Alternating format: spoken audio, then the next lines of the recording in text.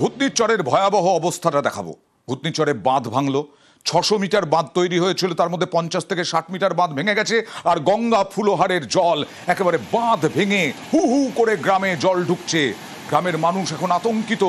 জলমগ্ন নদী পাড়ের একাধিক গ্রাম বিপদসীমার ওপর দিয়ে বইছে গঙ্গা। পরিস্থিতি আরও খারাপ হওয়ার আশঙ্কা, কারণ অতি ভারী বৃষ্টি হবেই। প্রথমে স্থানীয়রা কি আতঙ্কিত কতটা দেখুন। ঠিকাদারকে ডাইরেক্ট বলেছিলাম যে এটা দিয়ে জল ঢুকবে, বাঁধটা অনেক নিচু করে দিয়েছেন। এটা নতুন করে করা হয়েছিল, এটা নতুন করে করা হয়েছে, এটা বাঁধ নয়, এটা রিং বাঁধ করে দিয়েছে। ওটা হলো বাঁধ। কাজ কি সঠিক হয়নি মনে করছেন? এটা কাজ হয়নি, এটা কোনো কাজ হয়নি।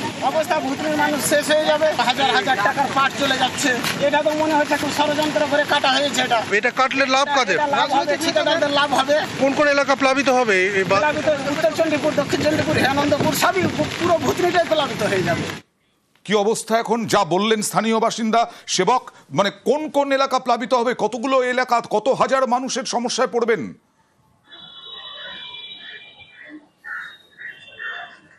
দেখো, হাজার নয় লাখো মানুষের সমস্যা এবং পরিস্থিতি সেই দিকেই যাচ্ছে। কারণ মালদহের যে মানিকচকের ভূতনি, এখানে 3টি গ্রাম পঞ্চায়েত এলাকা রয়েছে, উত্তর চণ্ডীপুর, দক্ষিণ চণ্ডীপুর, হিরানন্দপুর, সব মিলিয়ে 2 লক্ষেরও বেশি মানুষ বসবাস করে এই ভূতনিতে।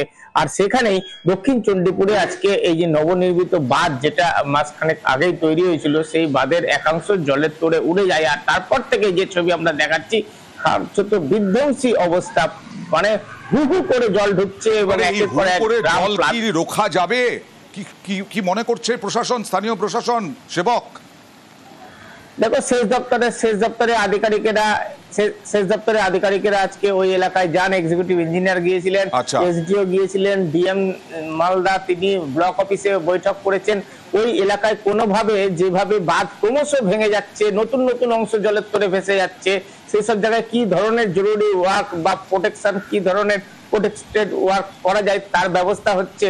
কিন্তু এখনো পর্যন্ত ইঞ্জিনিয়াররা বলছেন পরিস্থিতি কিন্তু অত্যন্ত ক্রিটিক্যাল। ফলে এখনই যে পরিস্থিতি, কারণ লাখো মানুষের ভবিষ্যৎ কি হবে তাই তো এখন অন্ধকারে।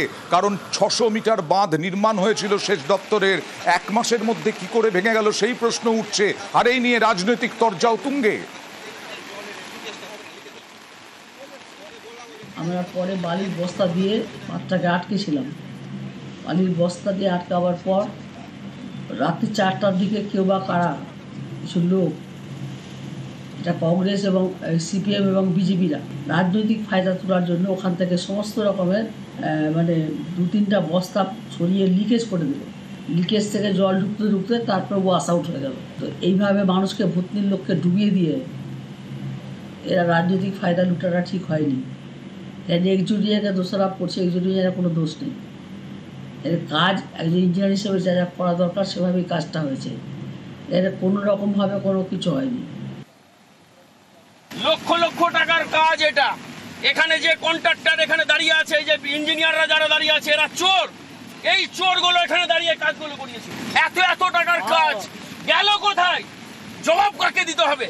ভূতনির মানুষ বর্ষার একবার 2বার চলে গেল, ডুবে গেল। আবার ওই রিং বেড়া ওখানে একটা হয়েছে, ওটাও চুরি হয়েছে। ওটা তো বালির কাজ, এঁটেল মাটির কাজ ছিল, এই ইঞ্জিনিয়াররা চুরি করিয়েছে ওখানে দিয়ে। 1,35 লাখ টাকা কালভার্টের কাজ হবে। এখানে বললো মানুষ ভুইয়া এসে লক গেট তৈরি করবে, আর এখানে হচ্ছে একটা কালভার্ট বানিয়েছে। ফুলন নদীর জল, গঙ্গা নদীর জল ভূতনিতে গতবার টাকা লুট করেছে।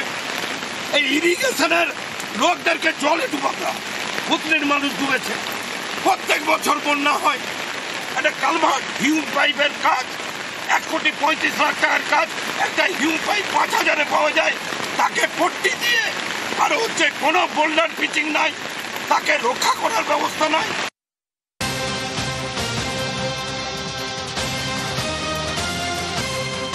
এই পরিস্থিতি নিয়ে নবান্নে রিপোর্ট দিল সেচ দফতর। ভূতনিতে বাঁধ ভাঙা নিয়ে নবান্নে রিপোর্ট সেচ দফতরের।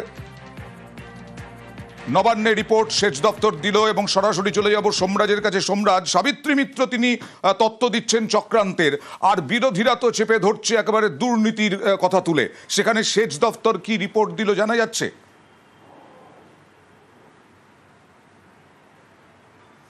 দেখো, সেচ দপ্তরের তরফে যে রিপোর্ট নবান্নতে দেওয়া হয়েছে সেখানে জানানো হয়েছে যে ভূতনির যে এলাকায় নদীর বাঁধ ভেঙেছে ইতিমধ্যেই দ্রুততার সঙ্গে তার মেরামতির কাজ করা হচ্ছে। যদিও নদীর যে স্রোত, সেই স্রোতের বেগ অত্যন্ত বেশি থাকায় সেচ দপ্তরের আধিকারিকদের কাজ করতে সমস্যা হচ্ছে। ইতিমধ্যেই উত্তরবঙ্গের যিনি সেচ দপ্তরের চিফ ইঞ্জিনিয়ার রয়েছেন তিনি ঘটনাস্থলে গেছেন, পাশাপাশি সেচ দপ্তরের সুপারিনটেন্ডেন্ট ইঞ্জিনিয়ার থেকে শুরু করে বিভিন্ন স্তরের ইঞ্জিনিয়ার ও আধিকারিকরা ইতিমধ্যেই পৌঁছেছেন। যুদ্ধকালীন পরিস্থিতিতে বাঁধ মেরামতির কাজ তারা চালাচ্ছেন। এই যে ভূতনির যে অংশে নদীর বাঁধ ভেঙেছে তার দরুন দুটি গ্রাম সব থেকে বেশি প্রভাব পড়তে চলেছে। ইতিমধ্যেই নবান্নের তরফে জেলা প্রশাসনকে জানিয়ে দেওয়া হয়েছে যে যে গ্রামের বাসিন্দারা এর প্রভাবে পড়তে চলেছেন ইতিমধ্যেই সেই বাসিন্দাদের যেন নিরাপদ স্থানে সরানো হয়, ইতিমধ্যেই সেই কাজও শুরু করেছে জেলা প্রশাসন। অন্যদিকে সেচ দপ্তরের তরফে গোটা ঘটনা তদন্তও করা হবে, এই বাঁধ কিভাবে ভাঙলো তা নিয়ে। তবে আপাতত প্রাথমিকভাবে বাঁধ মেরামতির দিকেই সর্বাধিক গুরুত্ব দিতে চাইছে নবান্ন, এবং সেই জন্যই সেচ দপ্তর জরুরি ভিত্তিতে এই বাঁধ মেরামতির কাজ, কারণ জরুরি ভিত্তিতে না হলে লাখো মানুষ তো বিপদে পড়বেন। ইঞ্জিনিয়াররা কি বলছেন দেখুন। আমরা চেষ্টা করছি যে জল ঢোকানোটা যতটা আটকানো যায় যত তাড়াতাড়ি আটকানো যায়, এবং তার সঙ্গে যেন গ্রামবাসীরা যেরকম এই রাস্তাটা দিয়ে সুন্দর যাতায়াত করছিল সেটা যেন আবার আমরা চালু করতে পারি। কীভাবে, মানে কখন খবর পেলেন যে বাঁধের এরকম অবস্থা? আমরা খবর পেয়েছি 5:30টার সময়। কি খবর পেয়েছিলেন যে জল ঢুকছে? না, আমরা খবর পেয়েছিলাম যে এই যে মানে আমাদের যে মূল অংশটা, নিচু অংশটা যার তলায় পাইপ আছে, সেখানে কিছু জায়গা আমাদের লিক হচ্ছিল, ক্ষতিগ্রস্ত হচ্ছিল। সেটা আমরা ইমিডিয়েটলি টেক আপ করার সঙ্গে সঙ্গে এই যে পাশের যে অংশটা সেটা দুর্বল হয়ে পড়ে এবং সেখান থেকে সরিয়ে নেবে।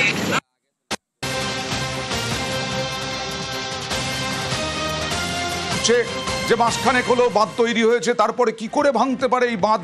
আমরা কথা বলেছিলাম সরাসরি সেচমন্ত্রী মানস ভূঁইয়ার সঙ্গে, তদন্তের নির্দেশ দেওয়া হয়েছে বললেন। মাত্র 4 মাসে বাঁধ ভাঙলো কি করে? তদন্তে মালদায় সেচ দপ্তরের আধিকারিক, জেলা শাসকের থেকেও রিপোর্ট তলব বললেন। আমরা ওই বাঁধটার সুন্দর করে রিপেয়ার করেছিলাম, কিন্তু ওখানে লিকেজ হয়ে আবার ওখানটা ভেঙেছে সকাল 6টাতে। আমরা কাউকেই ছাড়বো না, সব রকম ব্যবস্থা গ্রহণ করব। ভূতনির মানুষকে আমি অনুরোধ করছি, আপনারা কোন রকম বিচলিত হবেন না, সরকার আপনাদের পাশে আছে। আমরা সব রকম ব্যবস্থা নেব এবং বিভাগীয় তদন্ত করে যা করণীয় তাই করব। মাত্র 4 মাসের মধ্যে এই অবস্থা কি করে হলো? নিশ্চয়ই কোনো টেকনিক্যাল কারণ, মেকানিক্যাল কারণ, কোন রকম বদবুদ্ধির কারণ, এই সবটাই আমরা তদন্ত করে দেখব। It's very technical things, okay, not basically layman, but just স্রোত এখন দেখা যাচ্ছে, it's quite tough। মানে যাই হোক, ডিএম স্যার আরও টেকনিক্যাল কি হয় কিছুক্ষণ আগে আমার সামনেই ডিপার্টমেন্টকে জানিয়েছে, ডিপার্টমেন্ট অ্যাকশন নিচ্ছে। কিছুদিন আগেই হয়েছে আপনারা জানেন, নিচে থেকে সিপেজ হচ্ছে, তো যেহেতু এই আপনারা জানেন ফুলারের নদীটা ফুলে গেছে, তো স্বাভাবিক ওই ধাক্কাটা পড়বে। তো I think due to natural কারণে এটা হয়েছে।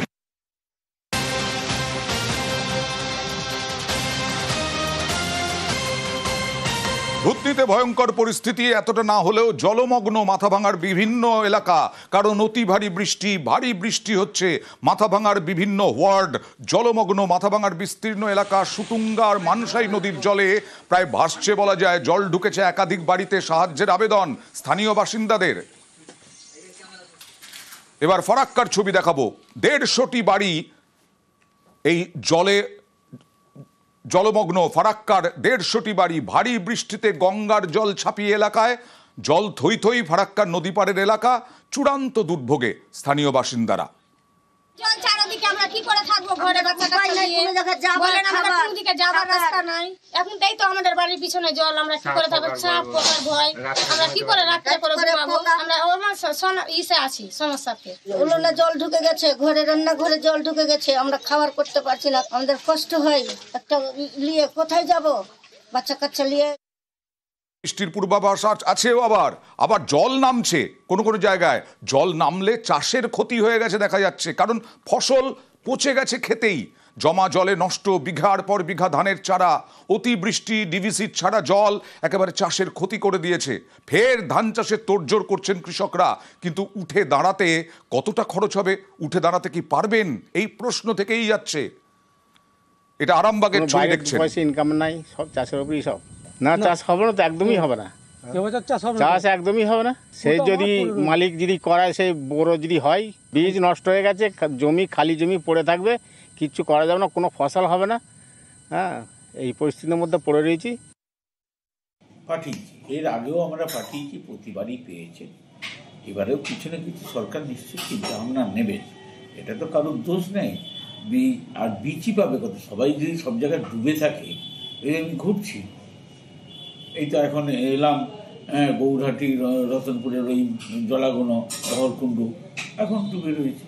কবে জল সরবে, কবে কি রোয়া হবে, কিছুই বুঝতে পারছি না। তো আমরা দিয়েছি সব জায়গায়, সরকারও রয়েছেন পাশে, চাষিদের পাশে। হ্যাঁ, কিন্তু আস্তে আস্তে একটা কিছু না কিছু একটা কাজ হবে মানুষের জন্য।